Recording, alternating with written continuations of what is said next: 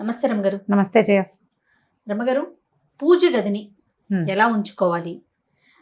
పూజ గదిలో ఉంచుకోవాల్సిన ఫొటోస్ గురించి, దైవార్చన గురించి, దీపం ఎలా పెట్టాలి, ఇలాంటివన్నీ మనం మాట్లాడుకున్నాం కదా. పూజ గదిని అందరికీ చూపించకూడదు, తర్వాత మనం పూజ చేసిన తర్వాత తలుపులు మూసే ఉంచాలి, ఇలాంటివి నేను కొన్ని విన్నానండి. ఇవన్నీ ఎంతవరకు కరెక్ట్ రమ్మగారు? ఇప్పుడు పూజ గది అంటే ఎంతమంది ఇళ్లలో పూజ గదులు ఉంటాయి జయ? పూజకి ప్రత్యేకంగా గది ఉండేవాళ్ళు కొంచెం తక్కువే. పూర్వకాలపు ఇళ్లలో, పూర్వోత్తరపు ఇళ్ళు అంటే ఏనాటివి?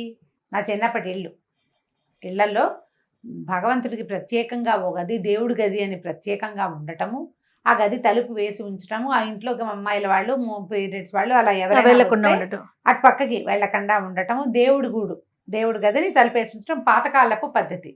ఇప్పుడు బాగా పెద్ద పెద్ద ఇళ్ళు కట్టుకోగలిగిన వాళ్ళు, దేవుడికి ఒక గది కేటాయించగలిగే అవకాశం ఉన్నవాళ్ళు, కొన్ని అపార్ట్మెంట్స్లో కూడా దేవుడి గది అంటూ సెపరేట్గా చిటిదైనా ఉంచుతున్నారు. కుదిరిన వాళ్ళే కుదురుతుంది. సాధారణంగా చాలా ఇళ్లలో ఇప్పుడు ఈ మధ్య అంటే ఒక 20 ఏళ్ళుగా, ఒక 15 ఏళ్ళుగా చూస్తున్నాం పూజ గది సెపరేట్గా ఉన్న ఇళ్ళు. అంతకుముందు ఏం లేదు, వంటింట్లోనే ఓ గూడు దేవుడికి. అవును. ఇప్పుడు దీన్ని ఎలా ఎవరికి చూపించకుండా నువ్వు మూసేసి అదేమిటో చేసేసి ఎలా చేస్తారు? కర్టన్స్ వేసుకోవాలి, లేకపోతే ఏదో చెయ్యాలి. కర్టన్ వేసుకోవడానికి కూడా కుదరకపోవచ్చు, ప్రాక్టికల్గా కుదరద్దు. చూపించకూడదు అనే నియమం ఏమన్నా ఉందంటారా మీ ఉద్దేశంలో? పెద్దవాళ్ళు కొంతమంది చెప్తారు జయ, అట్లా దేవుడి గది పనిమాలా చూపించకూడదు. ఇప్పుడు మా అమ్మ వాళ్ళ ఇంట్లో మాకు మా పద్ధతులు కొంచెం వేరుగా ఉంటాయి.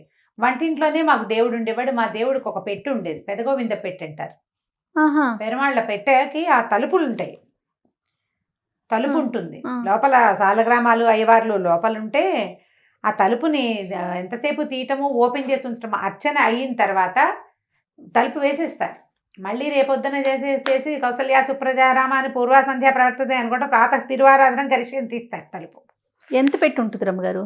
అంత పెట్టి ఓ 1/1 ఉందనుకో. దేవునికి సంబంధించిన ప్రతిమలన్నీ అందులోనే ఉంటాయి. అందులోనే ఉంటాయి, ఉండేవి ఇది వరకు. కాస్త ఏదైనా పెద్ద పటాలు అవి పెట్టుకో తెలిస్తే వెనకాల పెట్టుకునేవాళ్ళు.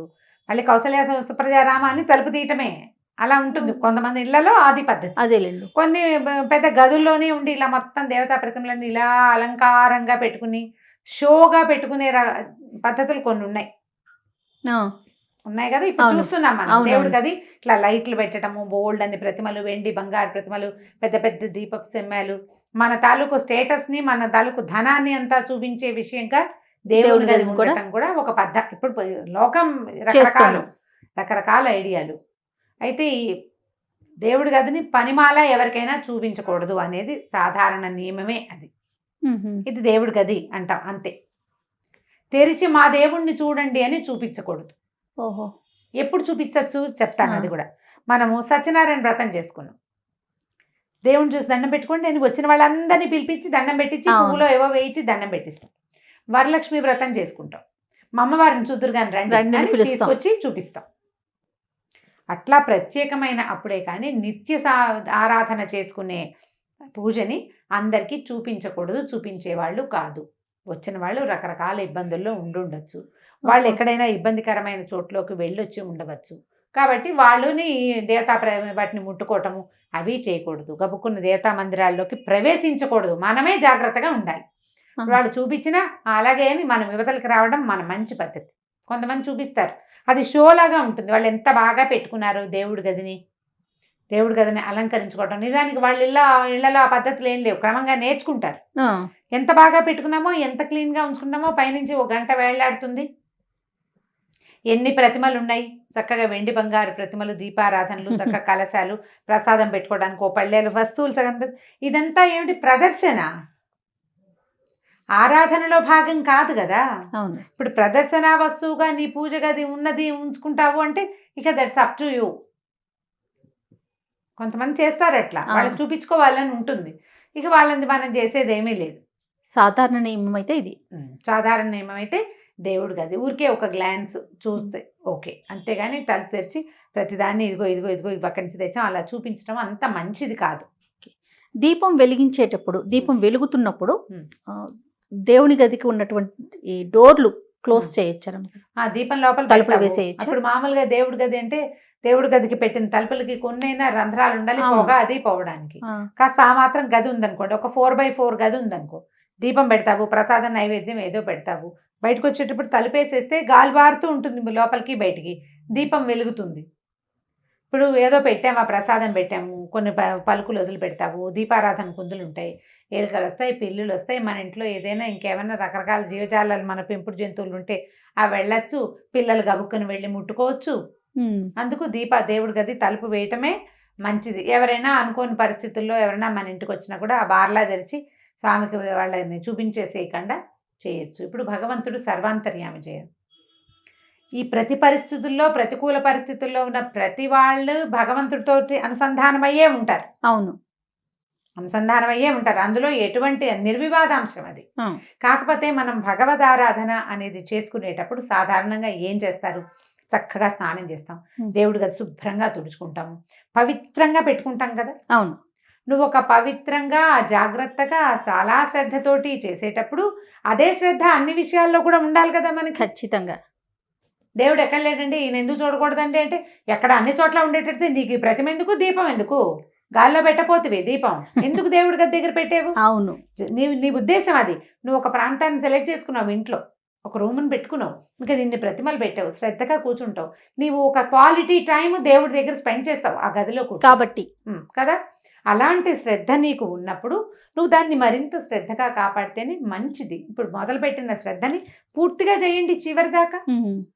అది ఇతరుల దృష్టి నుంచి, ఇతరులు తెచ్చేటువంటి అపవిత్రమైన పరిస్థితులు, వాటి నుంచి, ప్రతికూలమైన పరిస్థితుల నుంచి, నెగిటివిటీ నుంచి మీ దేవతా స్థలం తాలూకు పవిత్రతని కాపాడుకోండి, ట్రై చేయండి దానికోసం.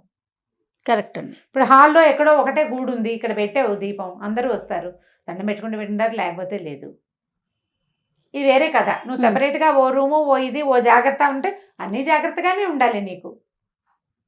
అలా చేస్తేనే కదా ఇది పూర్తిగా. అవునండి, అవును, మొత్తం సాటిస్ఫై చేయాలి కదా.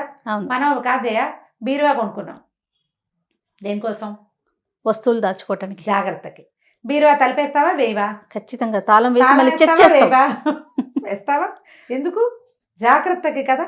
ఇక్కడ కూడా అంతే, సూపర్, సేమ్ అదే పాయింట్. కాబట్టి మనం అర్చనలు, ఏదైనా ప్రత్యేక అర్చన మనం దేవుడి గుడిలో కానీ దేవుడి బయట కానీ ఏదైనా పూజలు ప్రత్యేకంగా చేసుకున్నప్పుడు ఆ స్వామిని లేదా అమ్మవారిని దర్శింప చేయొచ్చు, కానీ నిత్య పూజని దర్శింప చేయవలసిన అవసరం లేదు. ముట్టుకోకుండా ఉండాలి, ఎవరు ముట్టుకోకుండా. నువ్వు ముట్టుకోవు అన్నప్పుడు ముట్టుకుంటావు, నువ్వు ముట్టుకోవు, శ్రద్ధగా స్నానం చేయలేదంటావు. మన దగ్గర అసలు సుమన్లో ప్రసాదం కూడా పుచ్చుకోలేదు మొన్న. స్నానం మేము నాన్ వెజ్ తిన్నానమ్మా, నేను తీసుకోను, రేపు తీసుకుంటాను, రేపు స్నానం చేసి ప్రసాదం తీసుకోవడానికి కూడా తల స్నానం చేయాలన్న నియమం పాటించే ప్రపంచం మంది. అవునండి. మరి అలాంటప్పుడు చక్కగా శ్రద్ధగా జాగ్రత్తగా కాపాడుకోండి దేవతా ప్రతిమల్ని, దేవతా మందిరాన్ని. వెళ్ళి వాటిని ముట్టుకోవటాలు, ఎవరింటికైనా వెళ్ళినప్పుడు ఆ మందిరంలో చేయి పెట్టటము అవి మాత్రం చెయ్యబోకండి, చాలా దోషము. వాళ్ళు ఎంత హర్ట్ అయిపోతారో. వాళ్ళు జాగ్రత్తగా కాపాడుకుంటున్న దాన్ని మనం ముట్టుకోవచ్చా? దేవుడి మందిరాన్ని ముట్టుకోకూడదు, దండం పెట్టుకోవాలి అంతే. తప్పితే మందిరాన్ని ముట్టుకోవటము, అబ్బాయి ఈ విగ్రహం బాగుందని టకీమని లేపి చేస్తారు కొంతమంది, అలాంటి వాళ్ళు ఉంటారు. ఆ పనులు చెయ్యకూడదు, అస్సలు ముట్టుకోకూడదు. సో పవిత్రంగా చూడటమే మంచిది. మనం పెట్టుకున్నప్పుడు అది నీకు ఆ పద్ధతి ఉన్నప్పుడు నువ్వు దాన్ని అలాగే కాపాడుకుంటూ తీసుకెళ్ళి ముందుకి. రైట్ రామ్ గారు, నమస్తే. నమస్తే.